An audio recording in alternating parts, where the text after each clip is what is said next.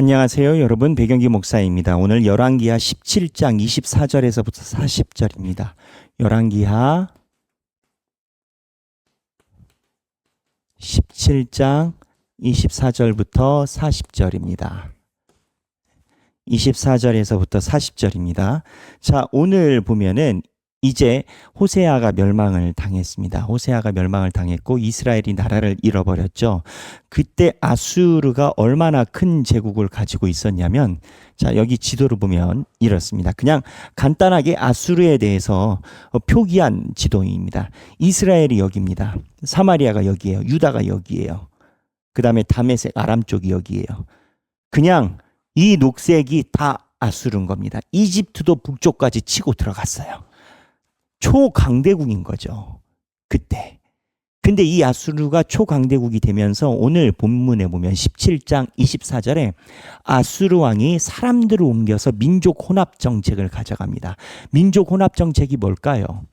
강대국들은요, 민족들이 자기가 점령한 나라들이 자기들 고유의 민족성을 가지고 있는 거를 불편해하는 나라들이 있어요. 아수르가 그 중에 하나예요. 그럼 어떻게 해요? 민족을 섞어야죠. 민족을 섞으려면 어떻게 해요? 혼인을 시키는 겁니다. 피를 섞는 거예요. 그냥 집안을 섞게 하는 건 거예요. 그래서 아수르에서 어느 지역에 있는 사람들이 이쪽에 사마리아에 강제 이주를 시키고, 또 이전에 보면 사마리아에 있는 사람을 아수르로 잡아가기도 했어요. 그래서 이 사마리아 지역에서 민족 혼합으로 피가 섞이게 된 겁니다. 예수님 시대에 보면 사마리아 여인이 나와요. 사마리아 여인이 예수님이 물 앞에서 물을 달라라고 얘기를 할 때 사마리아 여인이 유대인들은 우리랑 말 안 섞는데 라는 본문이 있어요. 그 사마리아 사람들을 이스라엘 백성들이 아주 천대시 여겼던 거예요. 왜 그랬냐? 이것 때문에 그래요. 아수르로 인해서 민족이 혼합되게 된 역사를 갖고 있으니까 이 북쪽 사람들의 피에 대해서 유일신 그리고 한민족 혈통을 강조하는 유대인들이 볼 때는 이쪽이 북쪽 이스라엘 사람들이 혼혈인 건 거예요. 변종이라는 거죠. 근데 실제는 어떻습니까? 역사적으로 보면 아픈 현실인 거죠. 이에 대한 내용이 24절부터 쭉 나와요. 그런데 이 아수르가요, 단순히 민족만 혼합한 게 아닙니다. 성경 오늘 본문에 아수르가 민족을 혼합해서 보냈더니 이 사람들이 자기들이 섬기던 신을 가지고 왔을 거 아니에요. 섬기는 신을 가지고 오니까 하나님께서 사자들을 들어서 그 사람들을 위협을 주게끔 해요. 그 갑자기 맹수들이 나타난 거예요. 근데 정말 희한한 건 하나님이 이렇게 하신 그 우중을 그 사람들이 알아요. 그래가지고 이 사람들이 어떤 사람이 아수르의 왕에게 말하되 사마리아 여러 성읍으로 옮겨 거주함으로 민족들의 그 땅의 신의 법을 알지 못해서라고 얘기를 해요. 그러니까는 이 사람들도 정확하게 맞진 않지만 이스라엘 백성 땅에 가서 왜 사자가 출몰하는지를 놓고 생각을 할 때 이 땅의 신이 화가 났다라는 추정을 갖는 거예요. 근데 성경은요, 성경도 하나님이 보냈다라고 해요. 그러니까 그들이 하나님의 뜻을 얼추 아는 건 아니지만, 다 아는 건 아니지만 하나님이 사자 보낸 목적을 알게 돼요. 그 봉사가 문고리 잡은 거죠. 그러니까 그냥 어쩌다 했는데 문고리 잡은 거죠. 답을 맞춰버린 건 거죠. 이러한 상황에서 성경에 특이한 레토릭, 그러니까는 반복이 나옵니다. 그 반복이 뭐냐면 25절에 여호와를 경외하지 아니함으로라고 얘기를 해요. 이스라엘 백성들이 여호와를 경외하지 아니함으로 여호와께서 사자들을 보냈다. 이건 하나님의 인식이에요. 경외하지 않음이 나와요.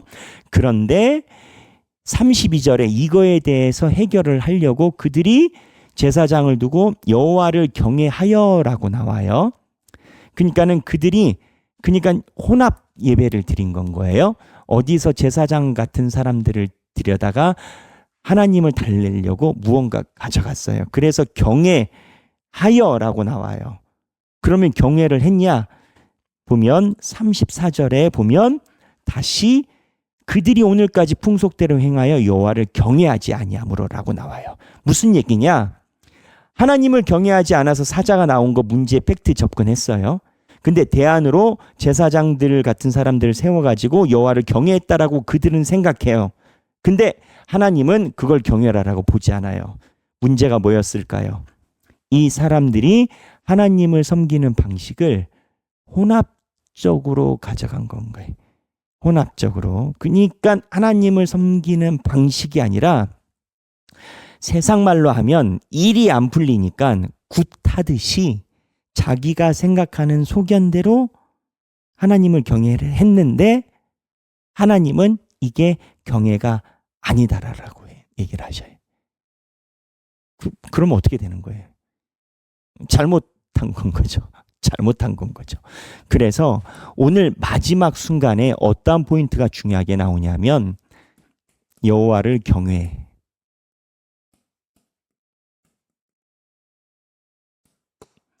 이게 나라가 망하고 난 다음에도 주 포인트가 됩니다. 관건이 됩니다. 여호와를 경외하는지 안 하는지.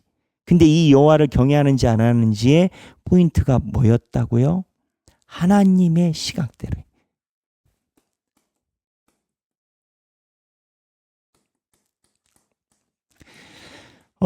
내가 예수 잘 믿는다라고 생각하는 것하고 하나님이 나를 예수 잘 믿는 사람으로 생각하는 게 다를 수가 있어요.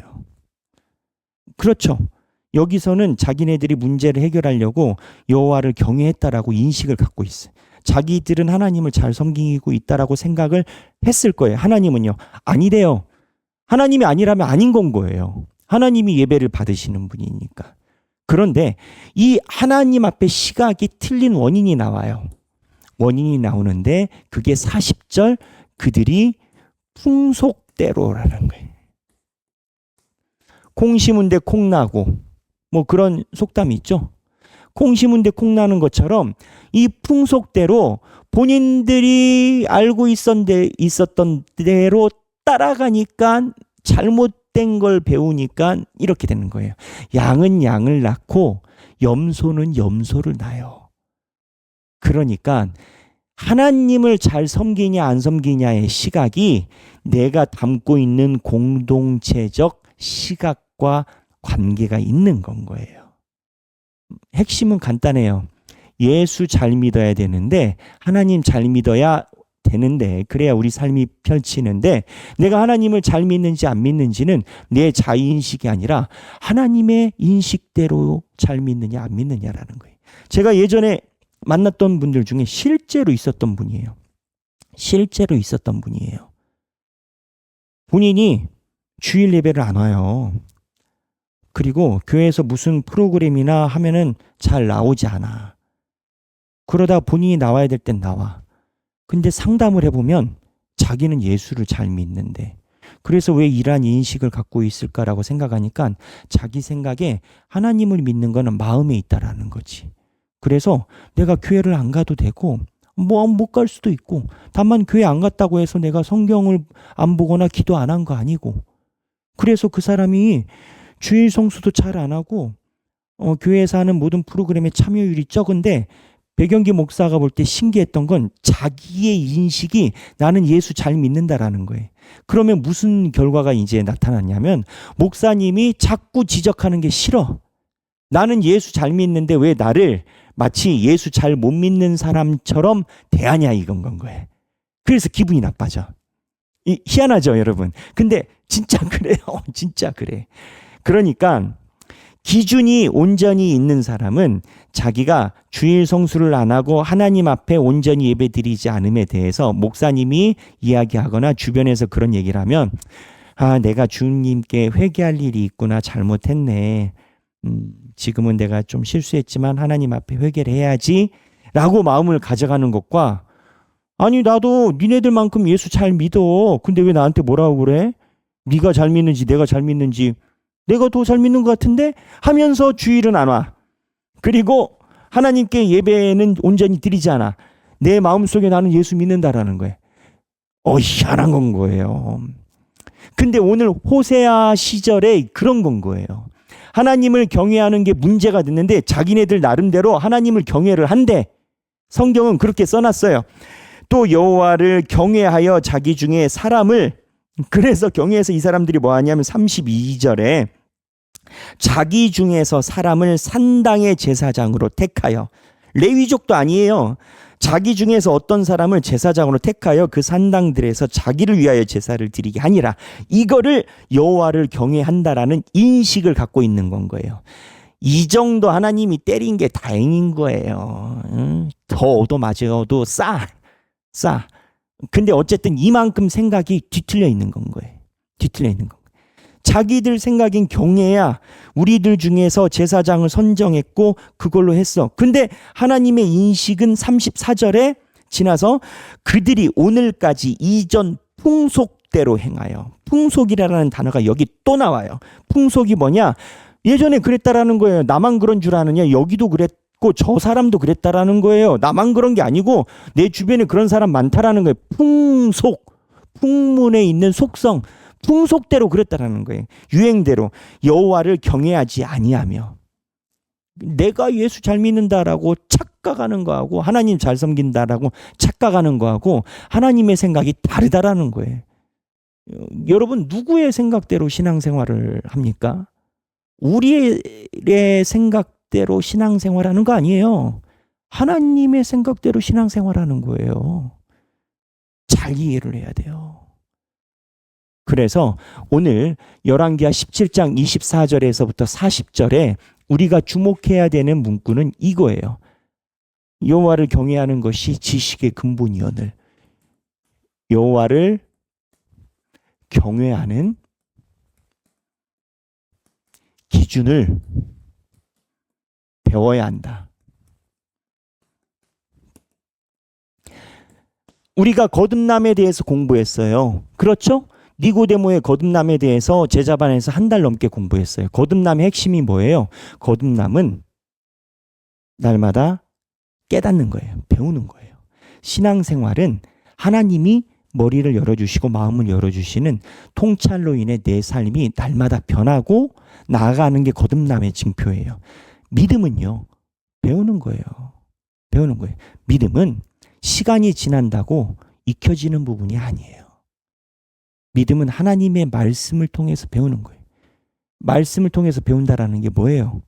누가 가르쳐주는 사람이 있어야지. 그리고 가르쳐주는 사람한테 내가 배우는 거지. 소견에 오른 대로 여호와를 경외한다라고 백날 주장해봤자 소용없다니까요. 자기들 근처에서 뭐 산당 세워서 네가 리더고 나는 네가 하는 말이 맞다. 막 요즘에 인터넷으로 이것도 보내주고 저것도 보내주고 막 보내줘요. 그래서 그 온 것 많이 알아요. 배워요. 있는다라고 생각해요. 여러분, 그게 신앙의 성장이 아니에요. 신앙의 성장이 아니에요. 하나님의 말씀을 기준으로 경외하는 기준을 배워야 돼요. 오늘 생각하기, 내가 하나님 앞에 경외하는 기준을 배우기 위해 무엇을 할 수 있을까? 또 무엇을 하고 있는가? 그리고 또 무엇을 열심히 해야겠다 하는가? 여호와 경외하는 기준을 배우는 나의 다짐을 나눠보면 좋겠습니다. 네, 오늘 행복한 성경 읽기 되시길 바랍니다. 감사합니다.